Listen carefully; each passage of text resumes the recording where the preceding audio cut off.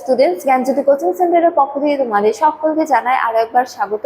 তো স্টুডেন্টস, আজকের ক্লাসে আমরা যে বিষয় নিয়ে আলোচনা করব তা হলো শেরশাহ সূরি সম্পর্কে, অর্থাৎ শেরশাহ সূরি কে ছিলেন সেই সম্পর্কে আজকের ক্লাসে আমরা আলোচনা করব। তো আলোচনা শুরু করার পূর্বে তোমাদের বলে রাখি, তোমরা যারা যারা GBU অর্থাৎ গৌড়বঙ্গ ইউনিভার্সিটির অন্তর্গত ফোর্থ সেমিস্টারে রয়েছে, তোমাদের যাদের যাদের মেজর হিস্ট্রি রয়েছে তাদের পেপার 6-এর একটি গুরুত্বপূর্ণ টপিক নিয়ে আজকের ক্লাসে আমরা আলোচনা করব। তো আলোচনা শুরু করার পূর্বে তোমরা একটা ছোট্ট ইনফরমেশন দিয়ে রাখি যে তোমরা যারা যারা ভাবছো তোমরা এই সেমিস্টারে আমাদের সাথে অনলাইনে যুক্ত হবে, তোমরা স্ক্রিনে দুটো নাম্বার দেখতে পাচ্ছ। এই দুটো নাম্বার হলো আমাদের জ্ঞানজ্যোতি কোচিং সেন্টারের অফিসিয়াল হেল্পলাইন নাম্বার। এই দুটো নাম্বার হলো 7076398606 এবং আরেকটি হলো 6295916282। তো এই দুটো নাম্বার হলো আমাদের জ্ঞানজ্যোতি কোচিং সেন্টারের অফিসিয়াল হেল্পলাইন নাম্বার। এই দুটো নাম্বারের মধ্যে যে কোনো একটিতে যোগাযোগ করে তোমরা আমাদের সাথে যুক্ত হতে পারো। এছাড়া তোমাদেরকে একটু কোর্স ডিটেলস সব বলে রাখি যে তোমাদের যাদের যাদের মেজর কোর্স রয়েছে তোমাদের জন্য যে কোর্স ফিটা রাখা হয়েছিল সেটা রাখা হয়েছিল 1199 টাকা। এছাড়া তোমাদের যাদের যাদের মাইনর কোর্স রয়েছে তোমাদের জন্য যে কোর্স ফিটা রাখা হয়েছিল সেটা রাখা হয়েছিল 699 টাকা।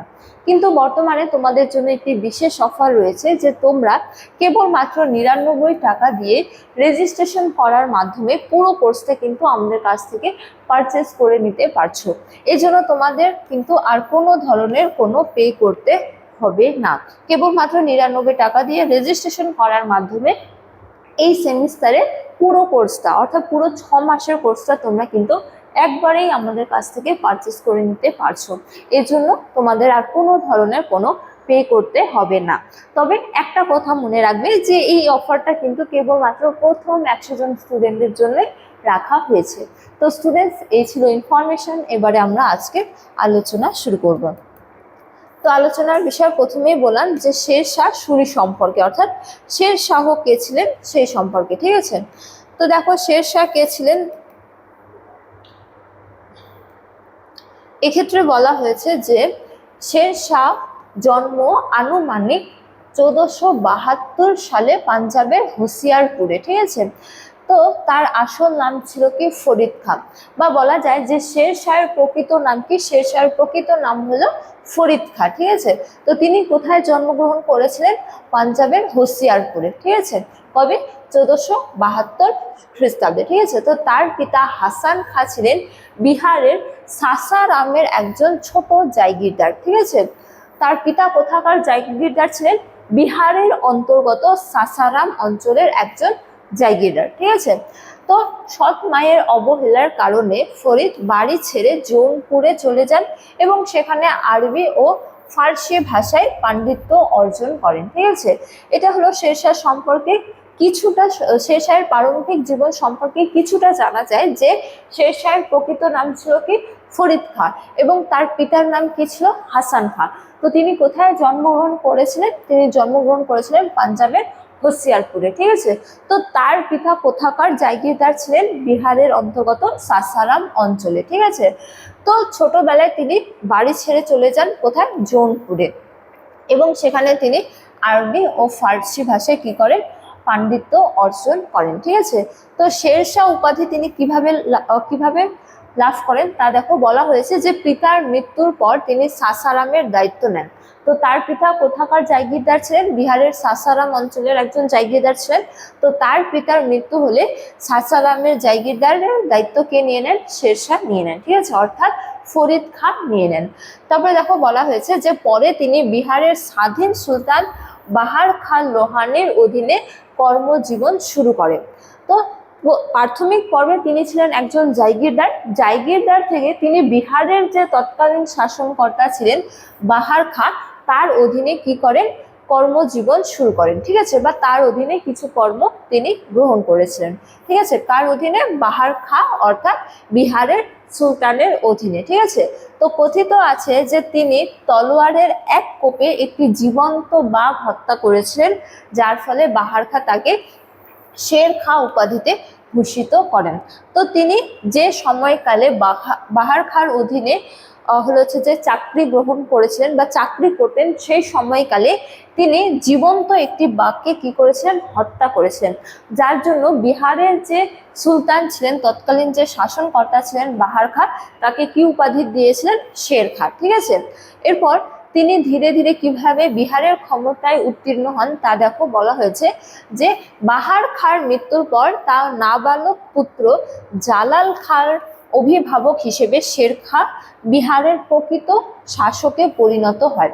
তো বিহারের যে শাসনকর্তা ছিলেন তৎকালীন কে ছিলেন, বাহার খাঁ। তো তার মৃত্যু হলে তার যে পুত্র ছিল, তার পুত্র ছিল কি, নাবালক। তো এই নাবালক পুত্রর অভিভাবক হিসেবে বিহারের শাসন ক্ষমতার দায়িত্ব বা শাসন করার দায়িত্ব বা প্রকৃত শাসন ক্ষমতা কার হাতে চলে যায়, শের খাঁর অধীনে। ঠিক আছে, তো এই সময়ে তিনি অত্যন্ত কৌশলে চুনার দুর্গ দখল করেন, যা তার শক্তি বহু গুণে বাড়িয়ে দেয়।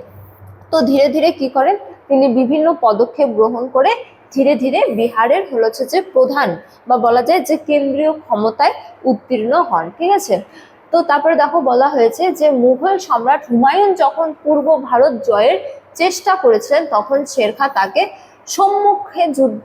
সম্মুখ যুদ্ধে এগিয়ে না গিয়ে, ঠিক আছে, গরিলা পদ্ধতিতে ব্যতিব্যস্ত করে তোলেন এবং তাদের মধ্যে দুটি প্রধান যুদ্ধ ভারত ইতিহাস বদলে দেয়। এই দুটি প্রধান যুদ্ধ হলো চৌসার যুদ্ধ এবং কি কনৌজ বা বিলগ্রামের যুদ্ধ। এই দুটো যুদ্ধ নিয়ে আমরা পরের ক্লাসে বিস্তারিতভাবে আলোচনা করব। এখন শুধু এটাই দেখে রাখো যে এই চৌসার যুদ্ধে কে জয় লাভ করেছিল এবং কে পরাজয় লাভ করেছিল। তো এই দুটো যুদ্ধ প্রধানত সংগঠিত হয়েছিল শের খাঁ এবং হুমায়ুনের মধ্যে। ঠিক আছে, তো চৌসার যুদ্ধ হয়েছিল 1539 খ্রিস্টাব্দে। তো এই যুদ্ধে তিনি হুমায়ুনকে পরাজিত করে দেন, অর্থাৎ যুদ্ধ লাভ করেছিলেন শের খাঁ, এবং হুমায়ুন কোনো মতো গঙ্গা নদী পার হয়ে প্রাণ বাঁচান এবং এই জয়ের পর ফরিদ খাঁ শের শাহ উপাধি নিয়ে নিজেকে সুলতান ঘোষণা করে দেন। ঠিক আছে, তারপরে কনৌজের যুদ্ধ বা বিলগ্রাম যুদ্ধ হয়েছিল 1540 খ্রিস্টাব্দে। তো এই যুদ্ধ হয়েছিল শের শাহ এবং কি হুমায়ুনের মধ্যে। তো এটি ছিল চূড়ান্ত লড়াই। এই যুদ্ধে হুমায়ুন সম্পূর্ণ পরাজিত হয় এবং ভারত ছাড়তে কি হয়, বাধ্য হয় এবং পারস্যে আশ্রয় নেয়। তো এই কনৌজের যুদ্ধের সময়কালেই হুমায়ুন একেবারে শোচনীয়ভাবে পরাজিত হয়ে দিল্লি বা আগ্রা ছাড়তে তিনি কি হয়ে যান, বাধ্য হয়ে যান। ঠিক আছে, এবং তিনি যাযাবরের মতো আশ্রয় খুঁজে বেড়ান, শেষ পর্যন্ত তিনি পারস্যে আশ্রয় নেন। ঠিক আছে, তো 1540 সালে কনৌজ, যেহেতু হুমায়ুন একেবারে পরাজিত হয়ে যায়, মুঘল সাম্রাজ্যের পতন ঘটে, হুমায়ুন যে মুঘল সাম্রাজ্য ছাড়তে বাধ্য হয়। তো মুঘল সাম্রাজ্য বা বলা যায় যে ভারতবর্ষের প্রকৃত শাসনকর্তা কে হয়ে যায়, শের শাহ। ঠিক আছে, তো দেখো বলা হয়েছে যে 1540 সালে কনৌজের যুদ্ধের পর শের শাহ দিল্লি ও আগ্রা দখল করেন এবং এর মাধ্যমে ভারতে দ্বিতীয়বারের মতো আফগান শাসন অর্থাৎ সুর বংশ প্রতিষ্ঠিত হয়। ঠিক আছে, তো এই যে আফগানদের পরাজিত করে বাবর কি করেছিল, মুঘল সাম্রাজ্যের প্রতিষ্ঠা করেছিল।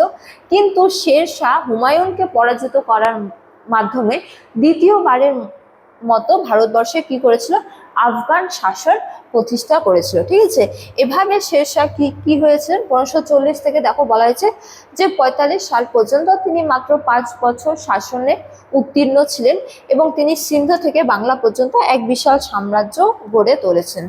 তো দেখো শের শাহ যে ভারতবর্ষের প্রধান শাসকে পরিণত হয়েছেন কোথা থেকে, একজন জায়গিরদার থেকে। ঠিক আছে, বিহারের একজন জায়গিরদার থেকে।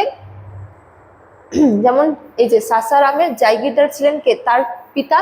তো একজন জায়গিরদার থেকে তিনি ধীরে ধীরে ক্ষমতার উত্তীর্ণ হতে হতে ভারতবর্ষের শাসকে বা বলা যায় যে মুঘল সাম্রাজ্যের পতন ঘটিয়ে সুসাম্রাজ্যের প্রতিষ্ঠা করেন বা বলা যায় যে দ্বিতীয়বারের মতো ভারতবর্ষে আফগানদের শাসন প্রতিষ্ঠা করেছিলেন কে, শের শাহ। তো তিনি প্রথমে জায়গিরদার হন, জায়গিরদার থেকে তিনি বিহারের শাসনকর্তায় পরিণত হন এবং বিহারের শাসনকর্তা থেকে তিনি ধীরে ধীরে মুঘল সাম্রাজ্যের পতন ঘটিয়ে ভারতবর্ষের প্রধান শাসকে পরিণত হয়ে যায় বা বলা যায় যে তিনি ভারতবর্ষের সুর সাম্রাজ্যের বা সুর বংশের প্রতিষ্ঠা করেছিল বা বলা যায় যে আফগানদের শাসন প্রতিষ্ঠা করেছিলেন কে, শের শাহ। ঠিক আছে, তো তিনি কেবলমাত্র 5 বছর শাসন করেছিলেন। 1545 খ্রিস্টাব্দে তার মৃত্যু হয়ে যায়, কিন্তু তা সত্ত্বেও বলা যায় যে এই কেবলমাত্র 5 বছরের সময়কালে তিনি কেবলমাত্র বিশাল সাম্রাজ্য গড়ে তোলেনি, তার পাশাপাশি এই সাম্রাজ্যের মধ্যে বা তৎকালীন ভারতবর্ষে বিভিন্ন ক্ষেত্রে যথেষ্ট উন্নতি সাধন করেছিলেন।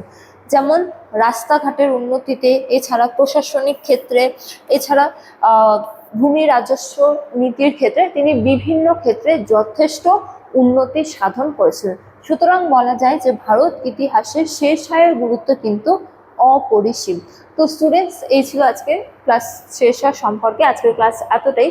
তোমাদের সাথে দেখা হবে পরবর্তী ক্লাসে। ততক্ষণ তোমরা সকলেই ভালো থাকো, সুস্থ থাকো। Thank you.